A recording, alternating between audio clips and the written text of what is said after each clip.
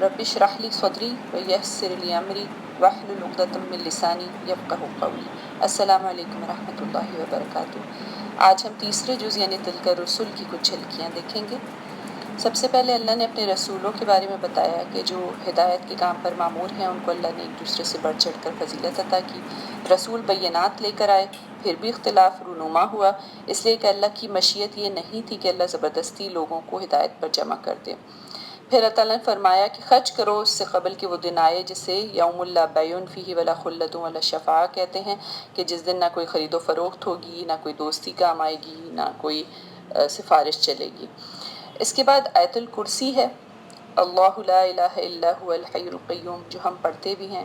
اس کے بارے میں آتا ہے کہ جو رات کو اس کو پڑھ لے تو اللہ کی طرف سے ایک فرشتہ اس کی حفاظت پر مامور ہو جاتا ہے، اور یہ آیت اللہ کی بہترین معرفت عطا کرتی ہے، اس لیے یہ قرآن کی افضل ترین آیت ہے۔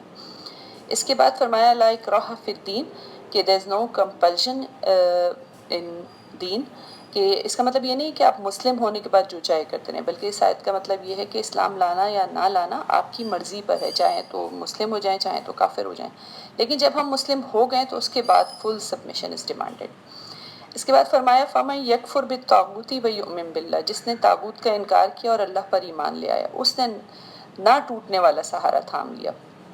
طاغوت یہاں پہ ہر اس چیز یا ہر اس ہستی کو کہا گیا جو اللہ کے حکم کے بجائے آپ کو اپنے آگے جھکانا چاہے، یعنی اللہ کچھ کہہ رہا اور وہ کچھ کہے، چاہے وہ آپ کا اپنا نفس ہی ہو۔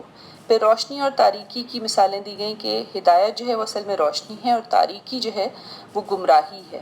اللہ جن لوگوں کا ولی ہے ان کو وہ تاریکیوں سے روشنی میں نکال لاتا ہے، اور جن لوگوں کا ولی شیطان ہے کفر کرنے والوں کا، وہ ان کو رہی صحیح روشنی سے بھی مزید تاریکی میں لے جاتا ہے۔ پھر حضرت ابراہیم اور نمرود کا واقعہ بیان ہوا کہ اس نے کہا کہ میرا رب وہ ہے جو سورج کو مشرق سے نکال لاتا ہے، تو ذرا اسے مغرب سے نکال لا، تو کہا فَبُہِتَ الَّذِي كَفَرَ، وہ کافر مبہوت ہو گیا لیکن ایمان وہ پھر بھی نہیں لایا۔ پھر ایک اور آدمی کا قصہ ہے کہ جو ایک آبادی پر سے گزرا جو ہلاک ہو چکی تھی، تو اس نے کہا کہ اللہ اسے دوبارہ کیسے زندگی بخشے گا، تو اللہ نے اس کی اپنی روح قبض کر لی۔ 100 سال تک وہ اسی طرح پڑا رہا، جب اللہ نے اسے دوبارہ زندگی دی اور پوچھا کہ تو کتنی دیر اس حال میں رہا، تو اس نے کہا چند گھنٹے یا ایک دن، تو اللہ نے کہا تجھے 100 برس اس حالت میں گزر چکے ہیں۔ پھر اس نے جب دیکھ لیا اپنے آنکھوں سے تو کہا کہ ہاں مجھے یقین آ گیا کہ اللہ ہر چیز پر قادر ہے۔ پھر حضرت ابراہیم کا ایک اور واقعہ ہے کہ انہوں نے سوال کیا کہ فَتُحْيِي الْمَوْتَىٰ، کہ اللہ تو کیسے مردوں کو زندہ کرے گا، تو اللہ تعالیٰ نے ان کو 4 پرندے لے کے پالنے کا حکم دیا، پھر ان کے ٹکڑے کر کے پہاڑوں پہ رکھ دینے کا اور ان کو دوبارہ پکارنے کا حکم دیا، تو وہ اڑتے ہوئے ان کے پاس چلے آئے۔ انبیاء کو اللہ رب العالمین نے ایمان بالغیب سے بڑھ کر آگے ایک اور درجہ عطا کیا، ایمان بالشہادہ کا۔ جب وہ ایمان بالغیب کے احسن ترین درجے پر پہنچ چکے، ان کو رسالت عطا ہوئی، تو اللہ نے ان کو عین الیقین سے کچھ چیزیں دکھا دیں۔ اس کی ڈیمانڈ اب عام آدمی نہیں کر سکتا۔ پھر اس کے بعد راہ خدا میں مال خرچ کرنے کی فضیلت بتائی گئی کہ ایک دانہ آپ خرچ کرو گے تو that will make 700 in your account, ایسا ہے جیسے 7 بالیں نکلیں اس دانے سے اور ہر بال میں 100 دانے ہوں۔ لیکن یہ کہ نیت خالص کر لیں، اللہ کی رضا جوئی کے لیے خرچ کریں، تو ایسا ہے جیسے کسی سطح مرتفع یعنی پلیٹیو پر ایک باغ ہو جس کو بہت تیز بارش کی بھی ضرورت نہیں ہے، ہلکی سی پھوار میں بہترین پھل لائے۔ پھر ایک اور اگزامپل دی گئی کہ ہرا بھرا باغ ہو، نہریں بہہ رہی ہوں، کھجوروں انگوروں اور پھلوں سے لدا ہوا ہو، لیکن وہ تیز بگولے کی زد میں آ کر اس وقت جھلس جائے جب تمہارے بچے ابھی کم سن ہوں، کمزور ہوں، تو تم غور کرو تم کیا یہ پسند کرو گے؟ اس مثال سے یہ سمجھانا مقصود ہے کہ خاتمہ بالخیر ہونا بہت ضروری ہے۔ آدمی کی ساری عمر اچھے کاموں میں گزری لیکن آخر وقت میں اس کا سب کچھ ضائع ہو گیا، تو اس سے ڈرو۔ بہترین چیز راہ خدا میں خرچ کرو۔ پھر کہا گیا الشیطان یعدکم الفقر، شیطان تمہیں ڈراتا ہے تنگ دستی سے اور فقر و فاقہ سے، اللہ تمہیں اپنی بخشش اور فضل کی امید دلاتا ہے۔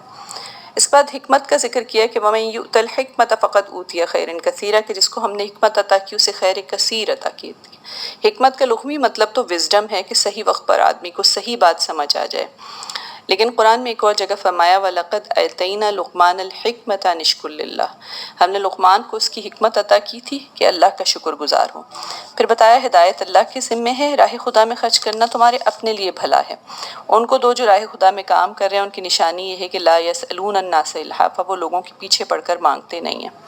پھر ربا کی حرمت بتائی گئی کہ ربا کھانے والا ایسا ہے جیسے شیطان نے چھو کر کسی کو باولا کر دیا ہو۔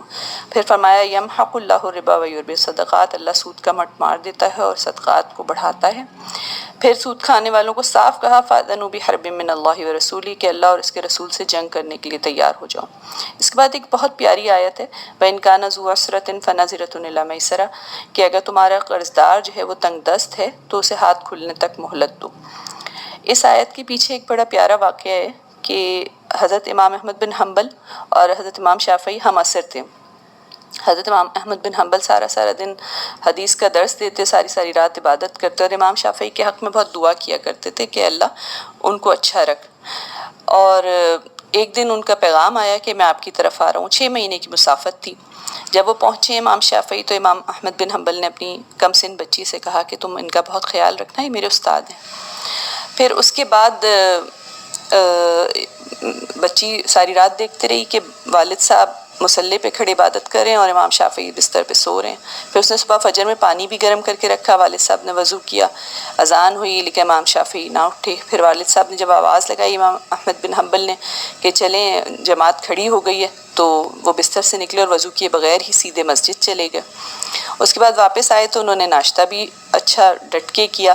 تو بچی بڑی حیران تھی کہ ان میں تو بزرگوں والی کوئی بات ہی نہیں لگ رہی۔ اتنے میں امام احمد بن حنبل نے سوال کیا کہ آپ کا سفر کیسا گزرا؟ تو انہوں نے بتایا کہ سفر میں ویسے تو کوئی تکلیف نہیں ہوئی، لیکن میرے جو تھیلی تھی درہم و دینار کی وہ کھو گئی تھی، تو مجھے قافلے والوں کے جو کھانا تھا اس پہ بھروسہ کرنا پڑا، اور وہ مجھے ان کی آمدنی صحیح نہیں لگ رہی تھی، میں نے بہت تھوڑا کھایا پورا راستے۔ تو آج میں نے سیر ہو کر کھایا جب مجھے تمہارے دسترخوان پہ حلال رزق کا نور نظر آیا۔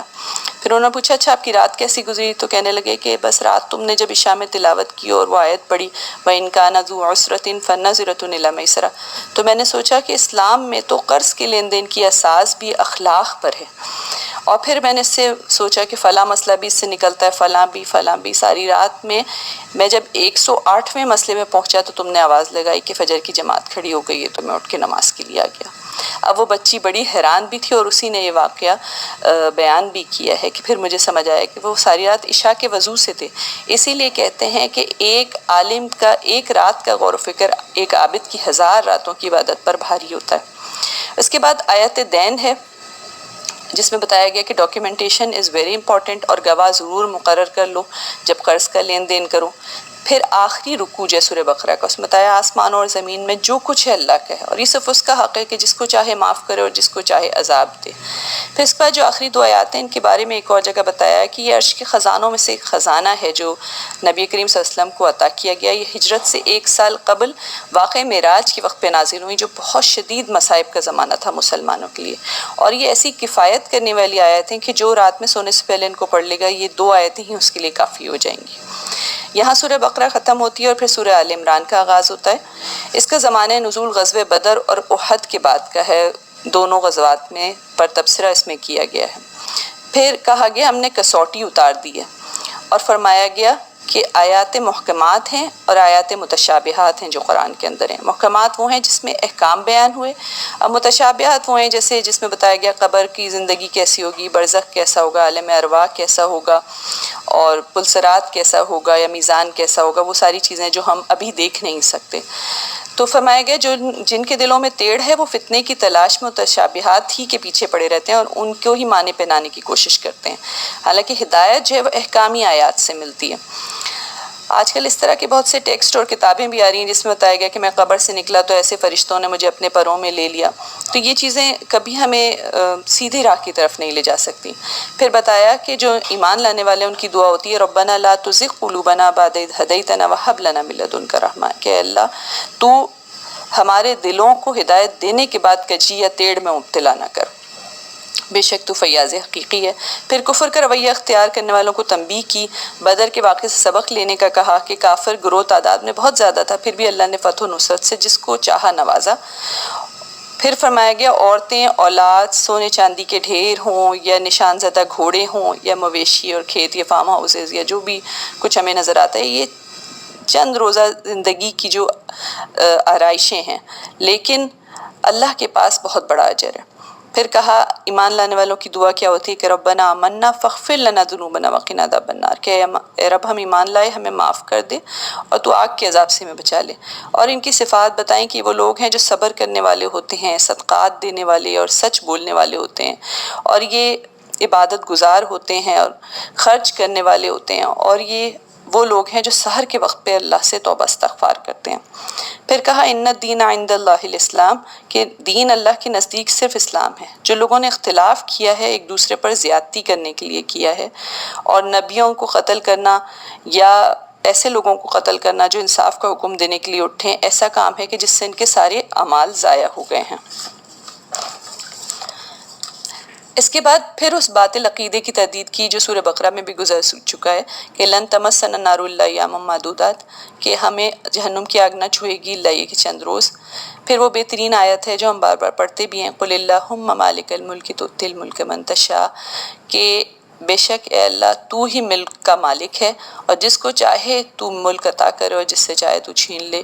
عزت و ذلت تیرے ہی ہاتھ میں ہے، اور ساری خیر اسی کے ہاتھ میں ہے۔ رات اور دن کا بدلنا، زندہ میں سے مردہ کو نکالنا اور مردہ میں سے زندہ کو نکالنا، یہ سب اللہ کے ہاتھ میں ہے، اور جسے چاہے وہ بے حساب رزق دے۔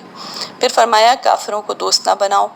پھر ایک اور بہت پیاری آیت اس کے اندر ہے، قل ان کنتم تحبون اللہ فاتبعونی یحببکم اللہ، کہ ان سے کہو کہ اگر تم اللہ سے محبت رکھتے ہو تو میرا اتباع کرو، میری پیروی اختیار کرو، اللہ تم سے محبت رکھے گا۔ بقول شاعر، محمد کی محبت دین حق کی شرط اول ہے، اسی میں ہو اگر خامی تو سب کچھ نامکمل ہے۔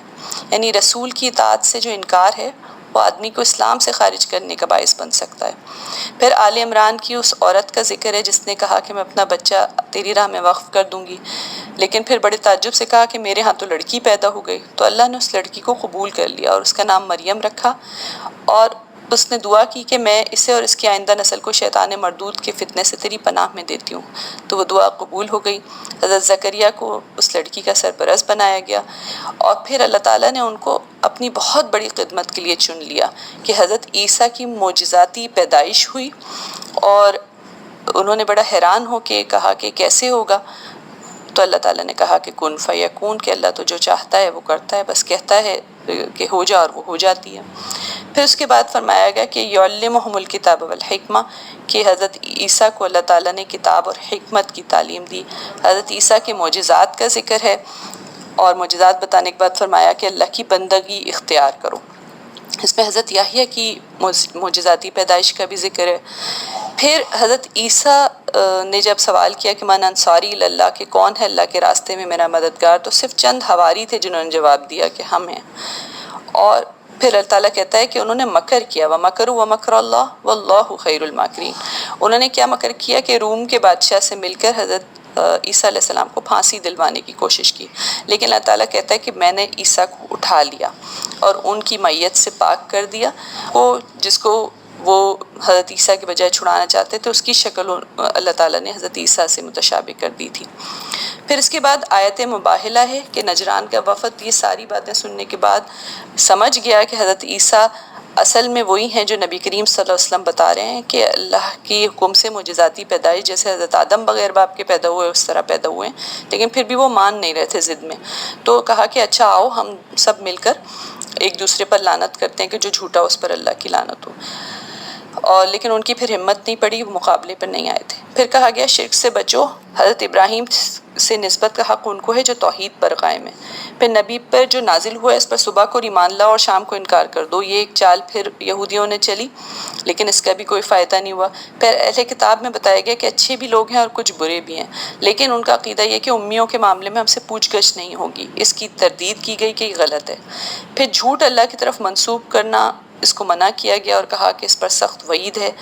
کتاب اور حکم اور نبوت جس سے عطا ہو وہ ہو ہی نہیں سکتا کہ کہے لوگوں سے کہ میرے بندے بن جاؤ، یعنی اللہ نے بتایا کہ نبی کبھی کفر کا حکم نہیں دیتے، نبی لوگوں کو اللہ کا بندہ بناتے ہیں۔ عہد سے پھر جانے والے اصل میں فاسق ہیں۔ پھر کہا گیا سارے انبیاء پر ایمان رکھو، لا نفرق بین احد منہم، کسی میں تفریق نہ کرو، توبہ کرو اور اصلاح کر لو، اور اگر ایمان لانے کے بعد کفر کیا اور کفر میں بڑھتے گئے تو توبہ بھی قبول نہ ہوگی۔ سزا سے بچنے کے لیے زمین بھر سونا بھی دیں تب بھی قبول نہیں کیا جائے گا، دردناک سزا ان کا مقدر ہوگی اور کوئی مدد کرنے والا نہ ہوگا۔